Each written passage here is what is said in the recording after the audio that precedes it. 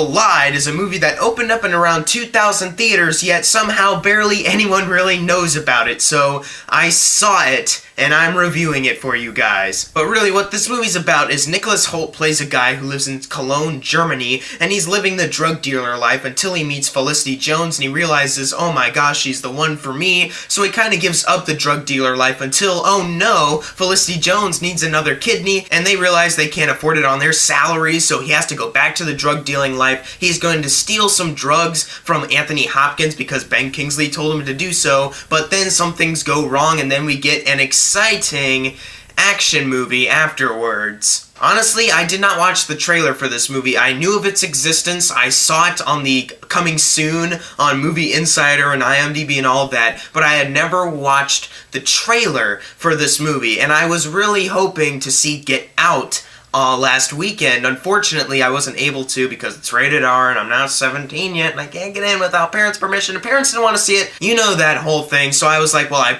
gotta see a movie this weekend. I mean, I got to. And I didn't really want to watch Rock Dog in theaters. I mean, it's kind of like watching Norm of the North in theaters. Just kind of embarrassing, I think. So I decided, well, I guess I can check out Collide. I mean, I haven't seen a single trailer for it, but you know what? Whatever. I'm gonna go in and I'm gonna hope that it turns out to be surprising.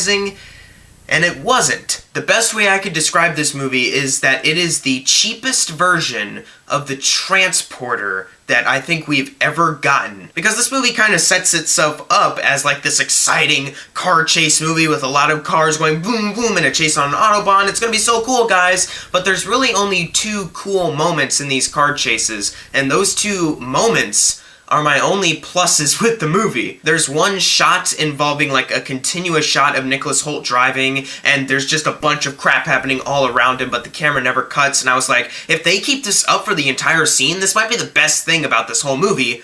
They cut that though, but at least they had a continuous shot for about 30 seconds. Another cool moment in the action sequence was one car flip and crash. That's it. And even with that cool car flip and crash, they showed it from one angle, and then showed it again from a different angle, which I find extremely annoying, especially with this movie. They do that multiple times in this movie. Not only is it just quick cuts everywhere, you have like 2 seconds of just one shot, and then you'll cut to the outside of a car, and then cut to over here, cut over here, cut over here, cut over here. Just constant jumps that don't get you engaged in what's happening in the story, what's happening in the moment. It's just, oh look, audience, flashy cuts everywhere, da da da da da da da da da da da. And of course you have that amazing score of or my personal favorite beat.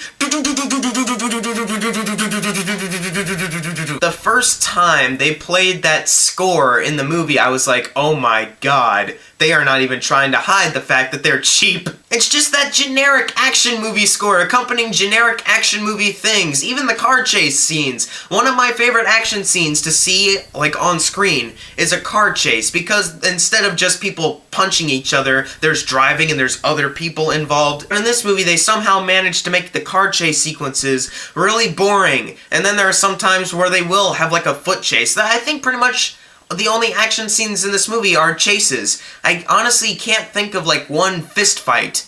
I mean, there's one fight, but it's just a guy hitting another guy over the head with something, and then Nicholas Hoult like tricks someone by stabbing him, but you never see the stab because it's PG-13. The action is so dull in this movie, and that's so upsetting because this is an action movie. And since they don't have much substance going on with its characters or story, they kind of have to rely on these action scenes, and it's not doing them any favors. And speaking of the plot, it's just a generic, hey, you're a drug dealer, go steal these drugs for me. Oh, now you're on the run because things got messy. Like, that's so generic. And the only thing that would save them from this generic plot were some really cool, intense action sequences that maybe, just maybe, were competently edited and shot, but nah. Who needs to put effort into their movies? We can just copy off of all the other great action movies and make our own generic pile of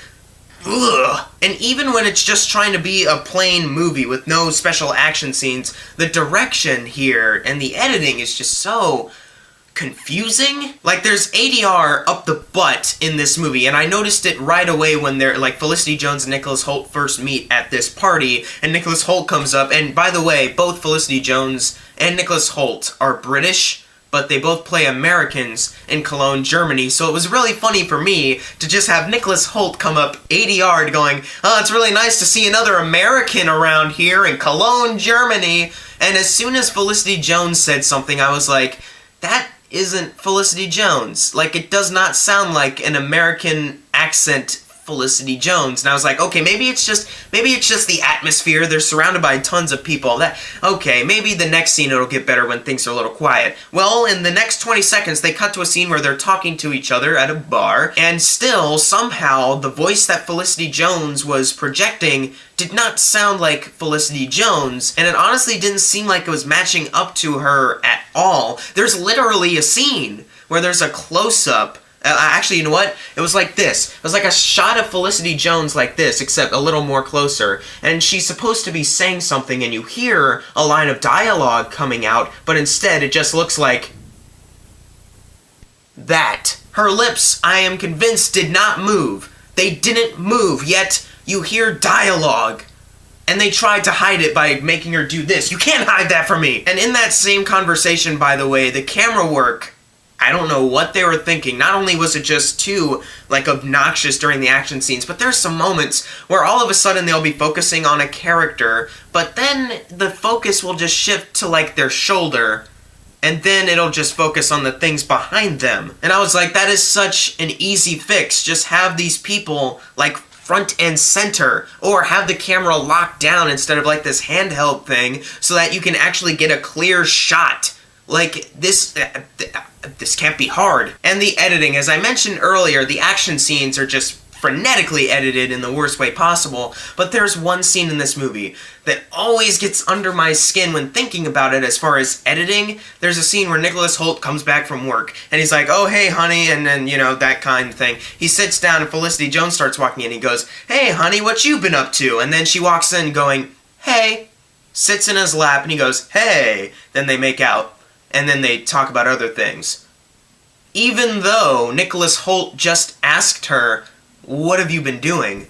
And she says, hey, a movie studio let that pass and allowed that to be put in theaters. I don't get it. This is literally the thing that bugged me the most when thinking back about the movie, because it was so distracting when I saw it. I was like, wait, Nicholas Hoult, you asked her a question, she didn't answer it, and throughout the rest of the movie I was just like, this is the biggest concern I'm having. With all of the intense action scenes going on, I'm still thinking about why Felicity Jones never answered that question. And speaking of the characters, I guess I gotta talk about them for some reason. Nicholas Hoult is generic action doer who loves doing the right thing for his loved one. That's pretty much it, and he's also really clever because near the end of the movie he reveals something to the audience that you totally are supposed to buy, and the writers totally didn't make it up at the last second because they realized the movie didn't make sense. And that's another thing. Later on in the plot, the movie tries to get clever by revealing some twist, but it's something that no one would have been able to pick up on earlier unless they literally stated it near the end of the movie, which leads me to believe that this wasn't originally in the script, and they just made it up to so it would make sense. Felicity Jones, I was really disappointed in her, honestly. More disappointed than when I saw her in Inferno. This is an actress who's going places. She has gone places after The Theory of Everything. She was really good in that. And then she was in A Monster Calls, terrific performance. And then Rogue One. She is a great actress. Yet in this movie, she dyed her hair blonde, got audio dubbed by someone not her, and was just a damsel in distress. Like, I honestly have no idea why Felicity Jones was in this movie, when clearly she had so many other things going on that are much better for her. I mean, this is even worse than Inferno, for Christ's sake. I would rather her be in Inferno now than seeing her in this. Anthony Hopkins looks like he could care less about this movie. There's one scene where he's supposed to be interrogating someone. Hannibal Lecter is supposed to be interrogating someone, and when he comes in there, he just talks like this. I'm going to say something that's supposed to threaten you now. And maybe I'll raise my voice and then quiet back down. I'm Anthony Hopkins. I am a great actor, and I signed this movie because, well, I need money for my timeshare. And now I'm going to graciously leave this scene and then show up about 30 minutes later into the movie to remind you that I am in the movie. I'm the villain. Which is kind of stupid because he's like this drug lord who's seen as like this upstanding citizen, yet there's a scene where he gets his hands dirty by going to a gas station and shooting the place up.